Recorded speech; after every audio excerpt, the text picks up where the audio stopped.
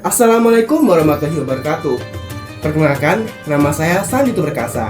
Saya merupakan siswa di SMA Negeri 1 Kedunguni dan merupakan siswa di kelas 1251, nomor absen 32. Tujuan saya membuat video pembelajaran ini adalah untuk menambah nilai saya di mata pelajaran Pendidikan Agama Islam di kelas 12 semester 5 yang diampu oleh Ibu Martini SPD. Pada video kali ini, saya akan menjelaskan tentang materi hari akhir. Berikut materi di dalam video. Simak dan tonton. Perlukah bukti tentang adanya hari akhir? Kehidupan sudah mati pasti adanya. Bukankah makhluk yang termulia adalah makhluk yang berjiwa? Bukankah yang termulia di antara mereka adalah yang memiliki kehendak dan kebebasan memilih? Kemudian yang termulia dari kelompok ini adalah yang mampu melihat jauh ke depan serta mempertimbangkan dampak, kehendak, dan pilihan-pilihannya. Demikian logika kita berkata. Dari sini pula jiwa manusia memulai pertanyaan-pertanyaan baru. Sudahkah manusia melihat dan merasakan akibat perbuatan-perbuatan mereka yang didasarkan oleh kehendak dan pilihan mereka? Sudahkah yang berbuat baik memetik buahnya yang mereka berbuat? Sudahkah yang berbuat jahat menerima nista kejahatannya? Jelas belum tidak. Bahkan alangkah banyak manusia-manusia baik yang teraniaya, sementara banyak pula orang-orang yang jahat menerima gemerlapnya dunia. Karena itu, demi tegaknya keadilan, harus ada satu kehidupan baru ketika semua pihak akan memperoleh secara adil dan sempurna hasil-hasil perbuatan yang didasarkan atas pilihan masing-masing. Untuk itu, hanya orang-orang yang beriman kepada hari akhirlah yang akan mengisi kegiatan hidupnya di dunia dengan kegiatan yang baik dan bermanfaat, baik bagi dirinya sendiri maupun bagi orang lain, karena mereka percaya bahwa apa yang telah diperbuatnya akan dimintai pertanggungjawab Allah Subhanahu wa Ta'ala di akhirat kelak. Banyak ayat Al-Quran yang menjelaskan hakikat di atas, antara lain adalah Quran Surat Toha Juz 20 ayat 15. Sesungguhnya saat hari kiamat akan datang, aku dengan sengaja merahasiakan waktunya agar setiap jiwa diberi balasan dan ganjaran sesuai hasil usahanya. Quran Surat Toha Juz 20 ayat 15. Hari akhir menurut bahasa artinya hari penghabisan, dan menurut Quran Surat Al-Baqarah Juz 2 ayat 177 juga disebut sebagai hari pembalasan. Adapun menurut istilahnya, hari akhir adalah hari mulai hancurnya alam semesta beserta isinya dan berakhirnya kehidupan semua makhluk Allah SWT.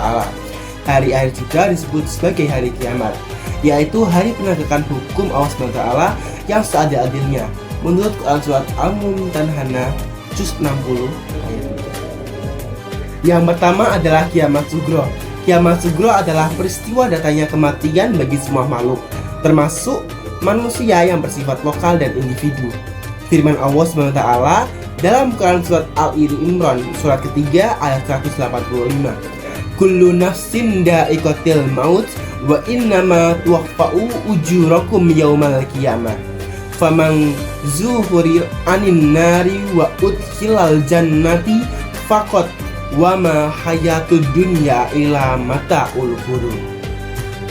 Yang artinya adalah tiap-tiap yang berjiwa akan merasakan mati, dan sesungguhnya pada hari kiamat sajalah disempurnakan pahalamu.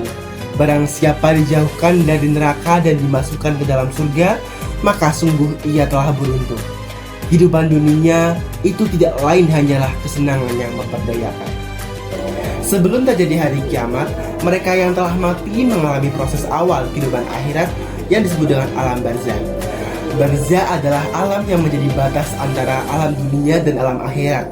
Pada masa itu, roh manusia sudah menyadari akan kebenaran janji Allah SWT. Bahkan kepada mereka yang jahat sudah diperlihatkan neraka dan siksanya.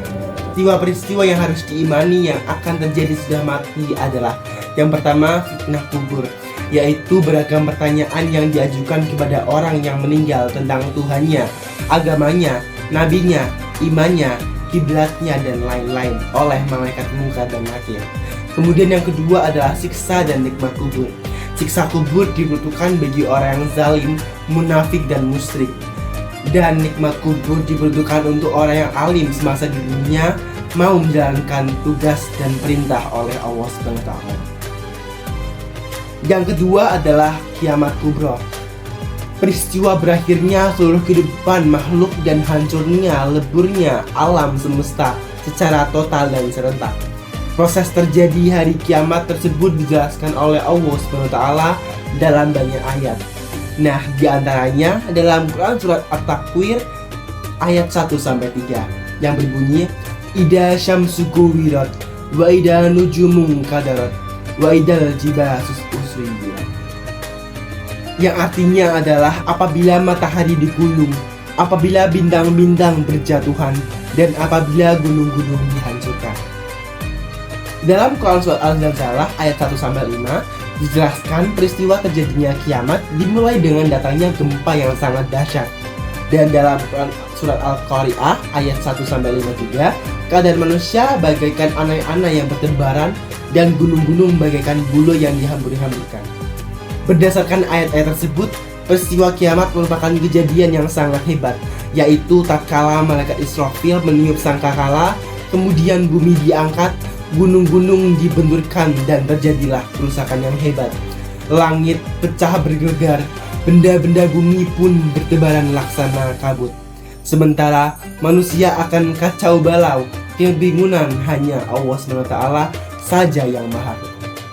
Selanjutnya adalah periode hari akhir atau tahapan hari akhir.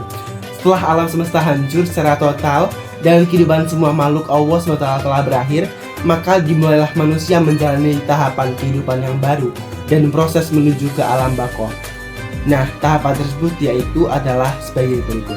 Yang pertama adalah Yaumul Ba'ats. Sesudah hancur dan musnahnya alam semesta termasuk manusia, terjadilah hari akhir kebangkitan. Hari kebangkitan adalah proses dibangkitkannya seluruh makhluk di alam kubur. Nah, di bawah ini adalah firman Allah SWT. Pada hari ketika mereka dibangkitkan oleh Allah SWT, semuanya lalu diberitahukan kepada mereka apa saja yang mereka telah kerjakan. Dan Allah SWT mengumpulkan semua amal perbuatan mereka, padahal mereka sudah melupakannya. Dan Allah SWT menyaksikan atas segala sesuatu. Quran surat Al-Mujadalah ayat. Yang kedua adalah Yaumul Hasyr. Yaumul Hasyr yaitu hari berkumpulnya manusia telah dibangkitkan dari kuburnya masing-masing. Kemudian semua manusia digiring ke tempat yang luas yaitu padang mahsyar. Firman Allah SWT yaitu, dan ingatlah akan hari yang ketika itu kami perjalankan gunung-gunung dan kamu akan dapat melihat bumi itu datar dan kumpulkan seluruh manusia dan tidak kami tinggalkan seorang pun dari mereka. Quran surat Al-Kahfi ayat 47. Yang ketiga adalah buku catatan. Setiap manusia di alam mahsyar mempunyai buku catatan yang sudah catat malaikat Raqib dan Atid. Kitab catatan ini berisi semua perbuatan dan perkataan manusia sewaktu hidup di dunia. Yang keempat adalah Yaumul Hisab dan Yaumul Mizan. Adalah hari ketika Allah SWT memperlihatkan semua amalan di akhirat untuk dihisab. Segala dosa besar dan kecil dihitung dengan seksama dan teliti.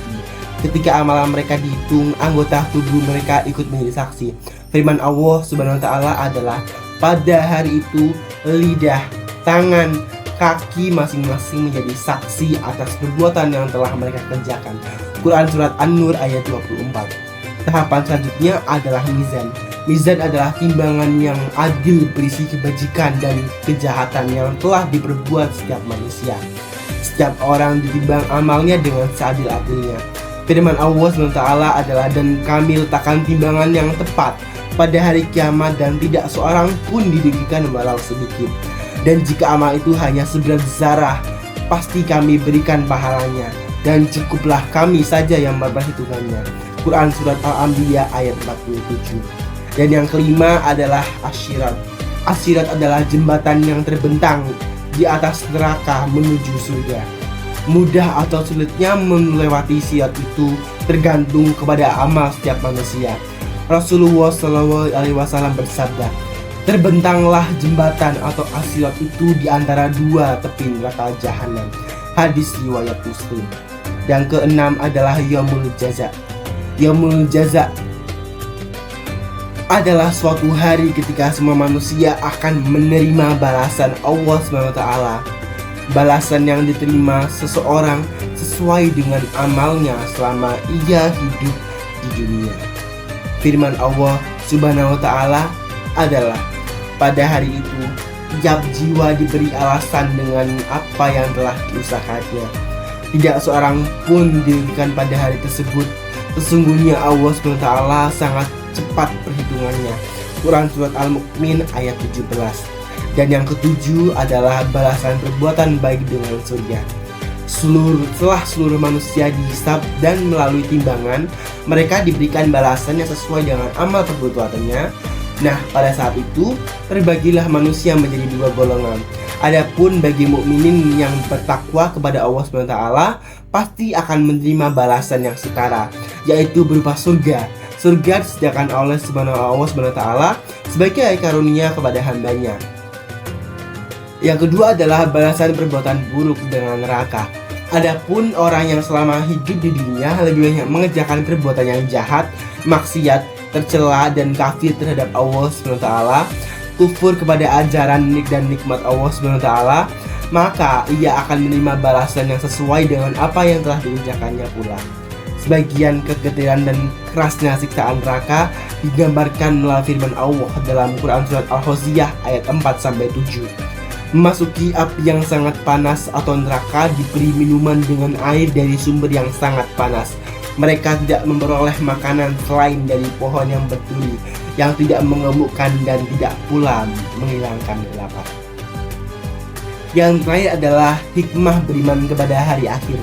Semua ciptaan Allah SWT yang lahir di dunia mempunyai hikmah, karena Allah SWT tidak menjadikan sesuatu yang sia-sia, belaka tanpa tujuan dan hikmah di dalamnya. Nah, beberapa hikmah iman kepada hari akhir adalah yang pertama, muncul rasa kebencian yang mendalam kepada kemaksiatan dan kejahatan moral yang mengakibatkan murka Allah SWT di dunia dan di akhirat. Yang kedua adalah menyejukkan dan menggembirakan hati orang-orang mukmin dengan segala kenikmatan akhirat yang sama sekali tidak dirasakan di alam dunia. Yang ketiga adalah senantiasa tertanam kecintaan dan ketaatan terhadap Allah SWT dengan mengharapkan maunahnya pada hari itu. Dan yang keempat adalah senantiasa termotivasi untuk beramal baik dengan ikhlas. Dan yang kelima adalah senantiasa menghindari niat-niat yang buruk, apalagi melaksanakannya. Naudzubillah min dzalik. Yang keenam adalah menjauhkan diri dari asumsi-asumsi yang mengkiaskan apa yang ada di dunia ini dengan apa yang di akhirat.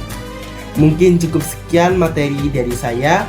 Mohon maaf apabila ada perkataan dan ucapan saya yang salah selama ada di video ini. Terima kasih. Wassalamualaikum warahmatullahi wabarakatuh.